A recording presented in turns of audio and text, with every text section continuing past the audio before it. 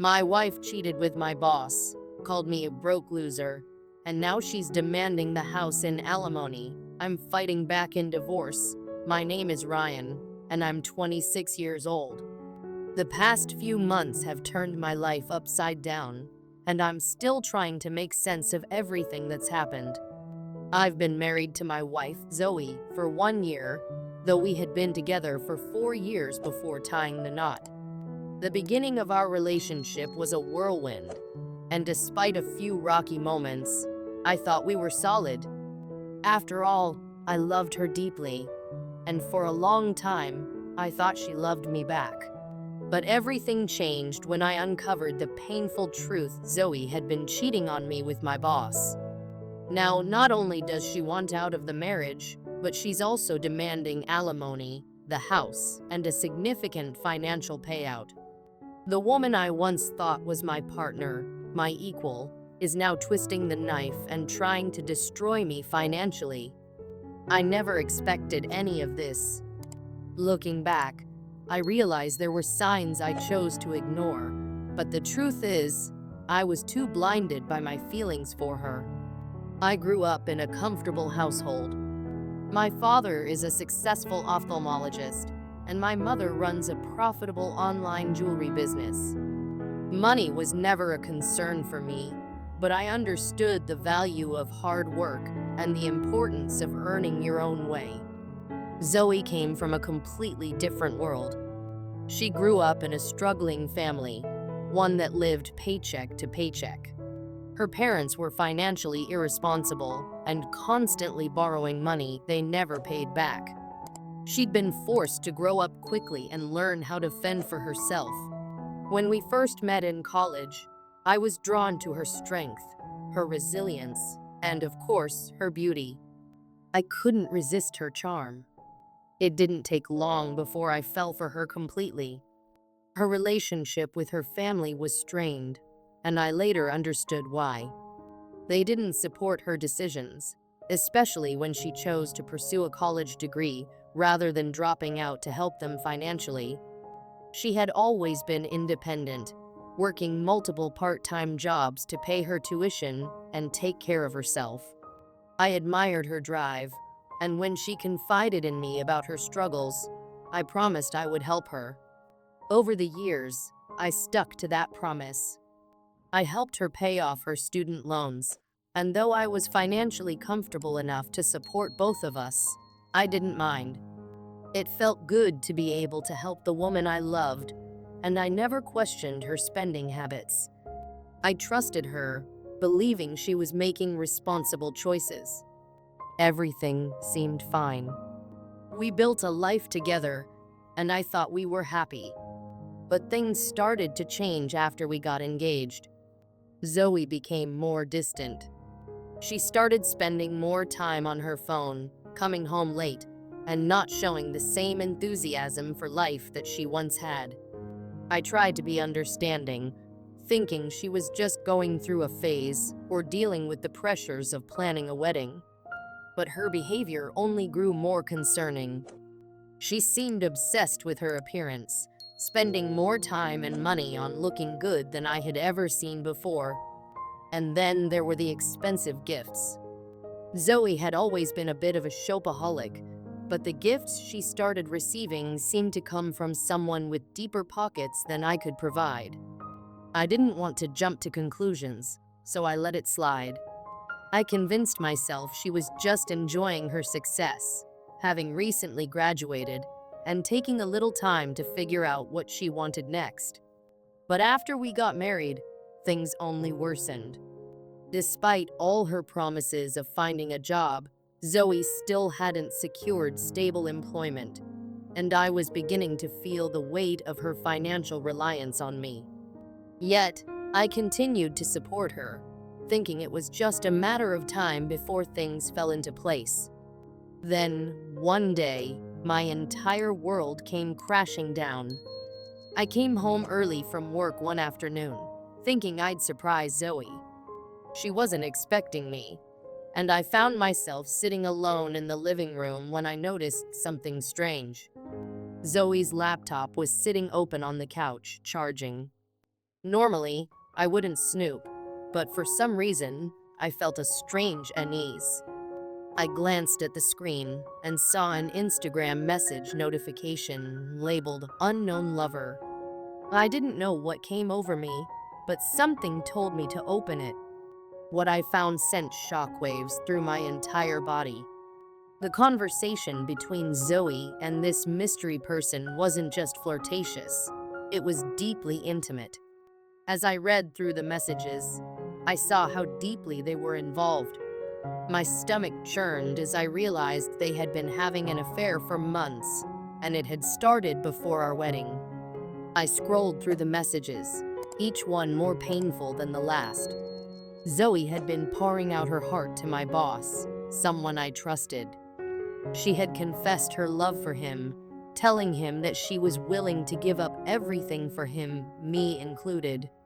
The messages detailed weekends away, the same girls' trips she had told me about, but the truth was far different. They were getaways with him, not her friends. The expensive gifts she had been showing off weren't from some rich friend. They were from my boss, the same man who was now betraying both of us. When Zoe emerged from the shower, she must have sensed something was wrong. I was sitting there, staring at the laptop, tears streaming down my face. She didn't try to deny anything. Instead, she seemed almost relieved, as if she had been waiting for me to discover her betrayal. She admitted everything without hesitation, telling me she had fallen out of love with me weeks after our wedding. She said I was a broke loser, someone who could never treat her the way my boss could.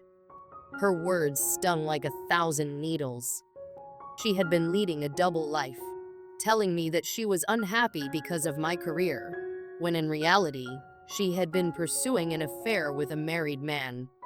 My boss had strung her along with promises of leaving his wife, while Zoe had fallen for him, believing she was entitled to a life of luxury. Zoe even admitted that she would rather be his mistress than continue being married to me. It wasn't just the affair that hurt, it was her complete lack of remorse. She had manipulated me into believing I was the problem. She blamed my career, my supposed inadequacies, for her infidelity, as if she had no part in destroying our marriage.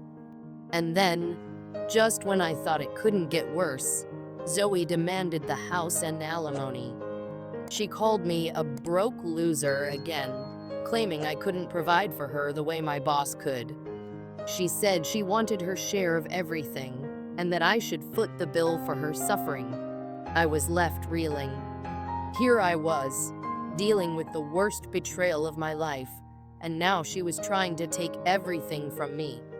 But I wasn't going to let her walk away with my hard-earned money. I loved her once, but I wasn't about to let her destroy me. I'm now fighting back in the divorce.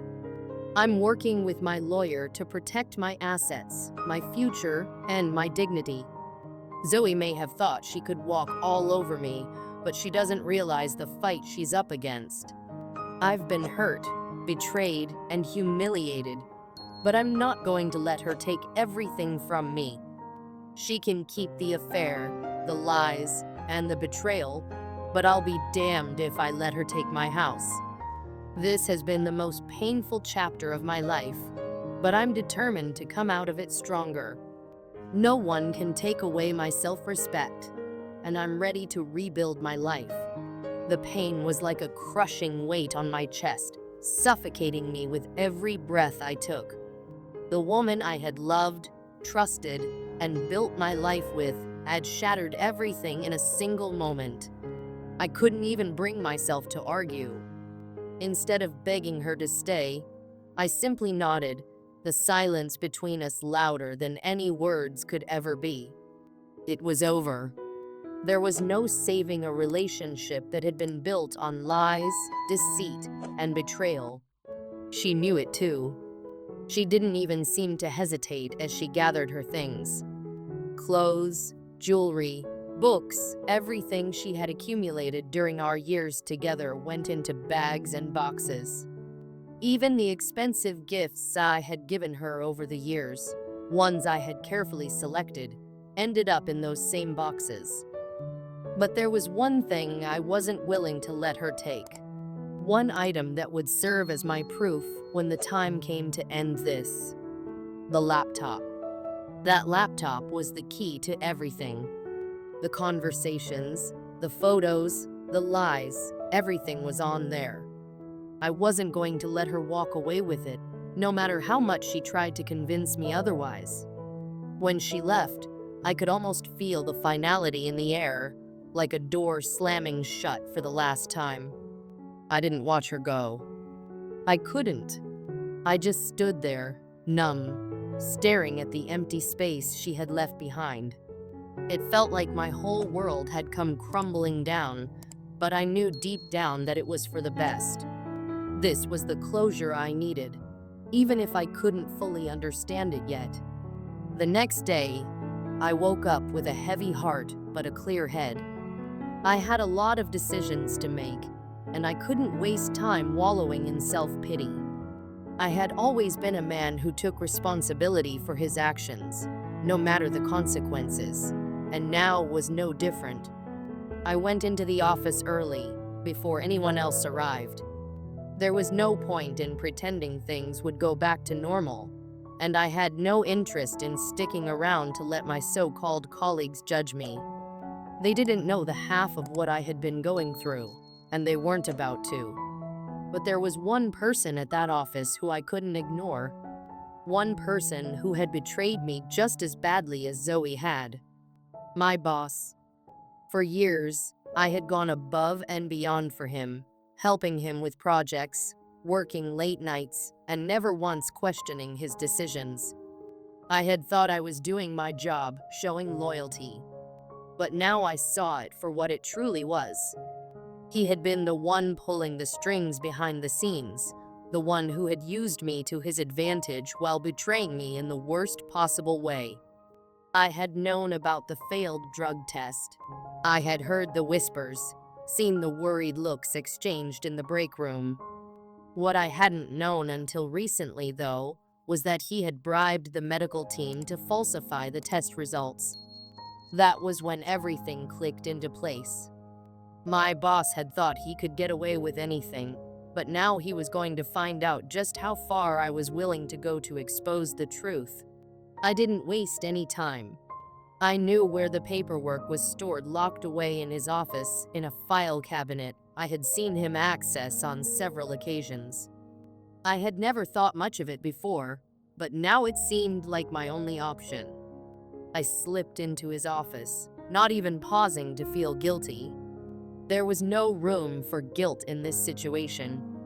I grabbed the test results, the incriminating documents that would send him down a path he could never recover from. Once I had the evidence in hand, I didn't hesitate. I didn't stop to question whether this would destroy his life, because he had already destroyed mine. I took the documents straight to the police.